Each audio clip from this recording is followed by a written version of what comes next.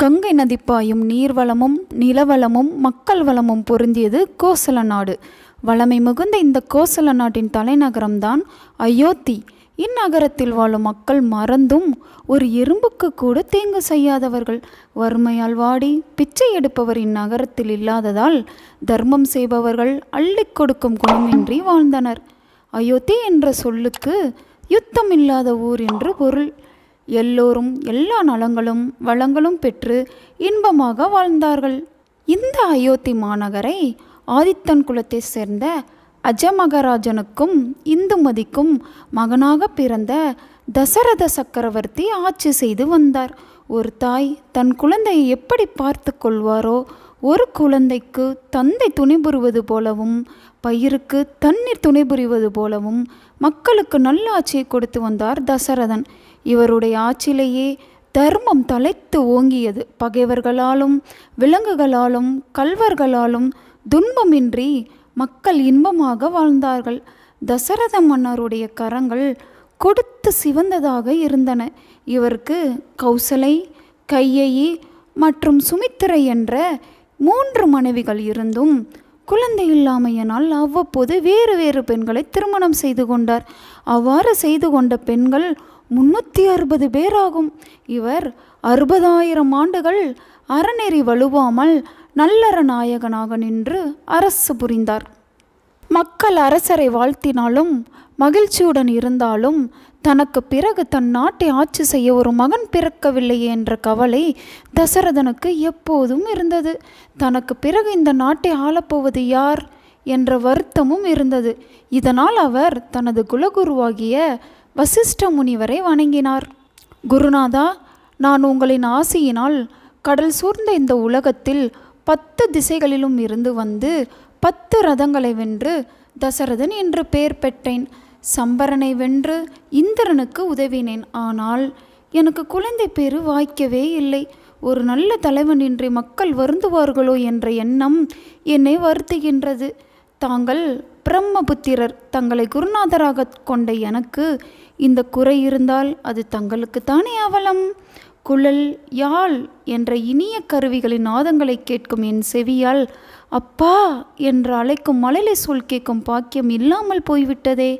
வானுயரம் மலர்ந்த மரம் பழுக்கவில்லை என்றால் அந்த மரத்தால் என்ன பயன்?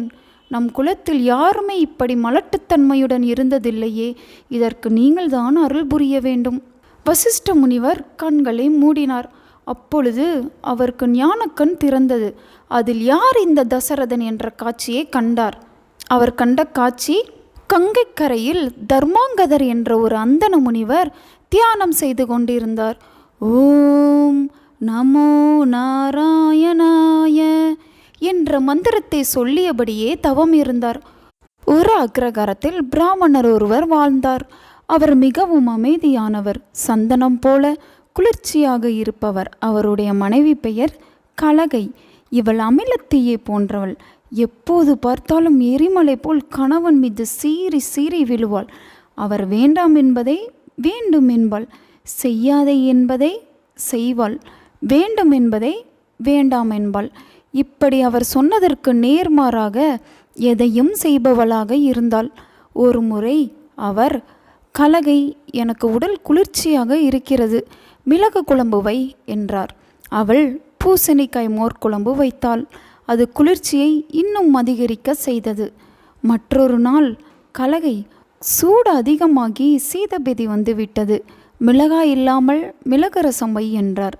அவள் கத்திரிக்காயும் பச்சை மிளகாயும் கடைந்து வைத்தாள். கலகை, கண் எரிகின்றது, எண்ணெய் தேய்த்து குளிக்க வேண்டும் என்றார்.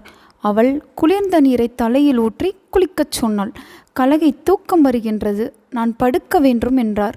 படுக்கின்ற இடத்தில் தண்ணீரை ஊற்றி படுக்க விடாமல் அவள் செய்துவிட்டாள். இவ்வாறு எல்லாவற்றுக்கும் எதிர்மறையாக செய்து வந்தாள். இதனால் வெறுப்படைந்த அந்த பிராமணர் தலையில் துண்டு போட்டுக்கொண்டு வெளியில் கிளம்பி சென்றார். எதிரில் ஒருவர் வந்தார். அவர், ஐயரே, எங்கு போகிறீர் என்று கேட்டார். மனைவியின் துன்பம் என்னால் சகித்து கொள்ள முடியவில்லை. அவள் பேய், அதனால் நான் வீட்டை விட்டு வெளியேறி போகிறேன் என்றார். பேய் வேப்பிலை அடித்தால் ஓடிப்போகுமே என்றார் அந்த நபர். இவள் மிருகம் என்றார். மிருகங்களை எல்லாம் இப்போது விட்டை காட்டுபவர்களே அடக்கி ஆளுகின்றார்களே, ஒரு பெண்ணை உன்னால் அடக்கி ஆள முடியவில்லையா என்றார். இல்லை இல்லை, இவள் பூதம் என்றார். நிலம், நீர், காற்று, ஆகாயம், நெருப்பு என்ற பஞ்சபூதங்களை நாம் அடக்கி ஆள்கிறோமே, இந்த பெண் பிள்ளையை உன்னால் அடக்கி ஆள முடியவில்லையா? அவள் என்னதான் செய்கிறாள், விவரமாக சொல் என்றார். ஐயா, அவள் செய்யும் கொடுமை 1 10 100 1000 லட்சோப லட்ச குற்றங்கள் செய்கிறாள். அவற்றை நான் எப்படி சொல்வேன்? சுருக்கமாக சொல்கிறேன். வேண்டாம் என்பதை வேண்டும் என்று செய்கிறாள், வேண்டும் என்பதை வேண்டாம் என்று செய்கிறாள்.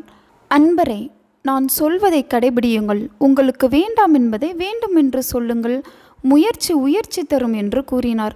அந்த பிராமணர் வீட்டுக்கு சென்றார். அவருக்கு கொடிய பசி. ஆனால் கலகை, இன்று நான் சாப்பிட மாட்டேன் என்றார். அவள் கோபத்துடன், உனக்காகத்தான் சமைத்து வைத்திருக்கின்றேன், சாப்பிடு என்று உணவு கொடுத்தாள். கலகை, நான் உடுத்திய வேட்டியை நீ தொடக்கூடாது, உன் கை படக்கூடாது என்றார். அவளோ, உனக்கு ஆசாரம் மிகுந்து விட்டதா, ஞானம் முதிர்ந்து விட்டதா? நான் இன்று முதல் உன் வேட்டியை துவைத்து போடுவேன், நீ செய்வதை செய் என்று கூறி அவருடைய உடைகளை தூய்மையாக தோய்த்து உயர்ந்த கொடியில் உலர்த்தி விடுவாள். கலகை, உன்மேல் பட்ட காற்று என்மேல் படக்கூடாது என்றார். அவள், உனக்கு இவ்வளவு உயர்வு வந்து விட்டதா என்று ஆவேசமாகி விசிறியால் சுகமாக வீசிவிட்டாள். கலகை, எண்ணெய் தேய்த்து குளிக்க மாட்டேன் என்றார். அவள், எண்ணெய் தேய்த்து தான் குளிக்க வேண்டும் என்றார். சரி, நானே எண்ணெய் தேய்த்து கொள்கிறேன், நீ போ என்றார். அவள், ஏன், நான் எண்ணெய் தேய்த்தால் என்ன குற்றம்? நான் தான் தேய்ப்பேன், வாயை மூடிக்கொண்டு இரு என்று கூறி கணவனுடைய உடம்பு முழுவதும் எண்ணெய் தேய்த்து குளிக்க வைத்தாள். அந்த பிராமணர் கலகையிடம் வேண்டும் என்பதை வேண்டாம் என்று கூறியும் வேண்டாம் என்பதை வேண்டும் என்று கூறியும் காரியத்தை சாதித்து கொண்டு சுகமே வாழ்ந்தார். இந்த யோசனை சொன்ன நபரை ஒரு நாள் அவர் சந்தித்தார். அவர், என்ன ஐயரே, இப்போது உன் வீட்டுக்காரர் எப்படி நடந்து கொள்கிறார் என்று கேட்டார். இப்பொழுது எல்லாம் வெகு சுகமாக நடைபெறுகின்றன. ஆனால் வேண்டாம் என்பதை வேண்டும் என்றும் வேண்டும் என்பதை வேண்டாம் என்றும் கவனமாக சொல்ல வேண்டியிருக்கிறது என்றார்.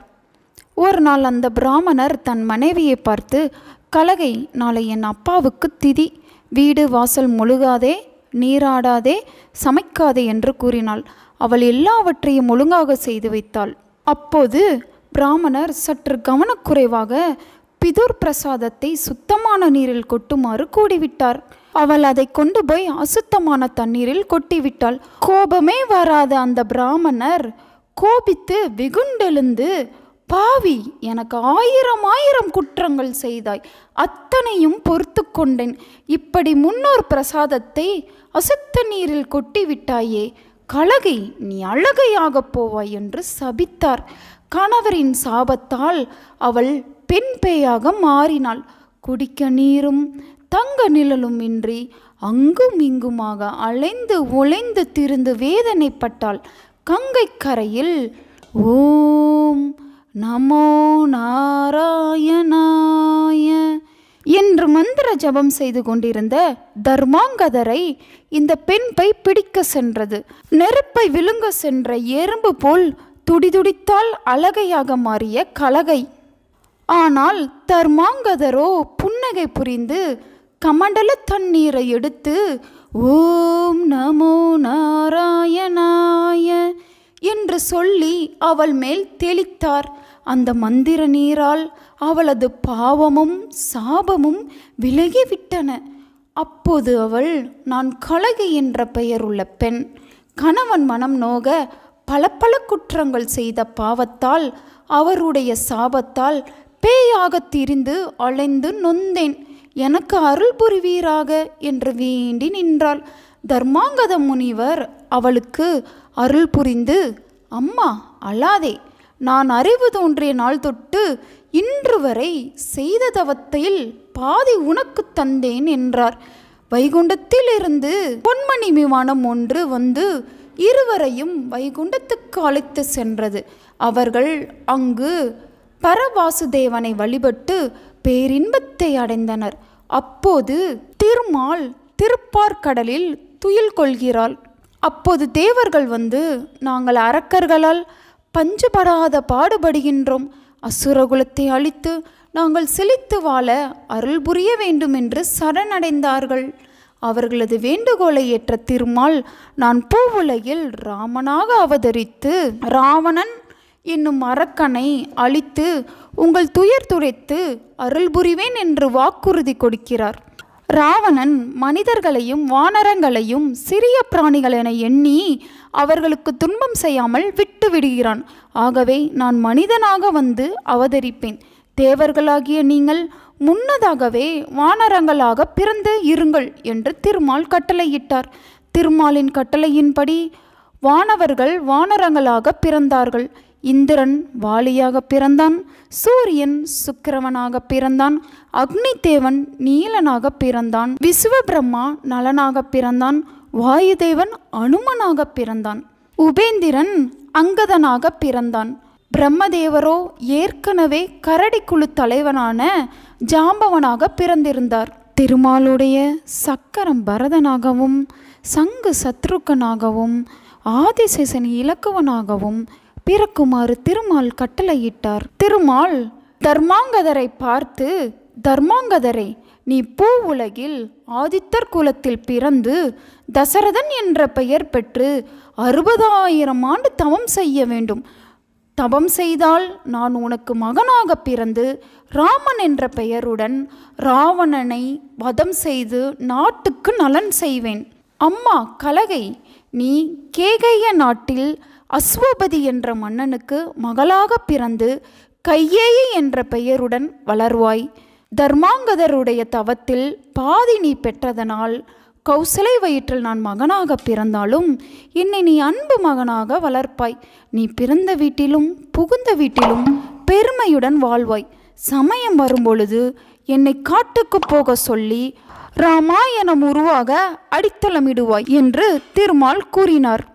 இவற்றையெல்லாம் வசிஷ்டர் தனது ஞான கண்ணால் கண்டு கொண்டிருந்தார். இந்த எபிசோட் இதோட முடியுதுங்க. அடுத்த எபிசோடில் ராமரோட பிறப்பு எப்படி அமைஞ்சிச்சுங்கிறத பார்க்கலாம்.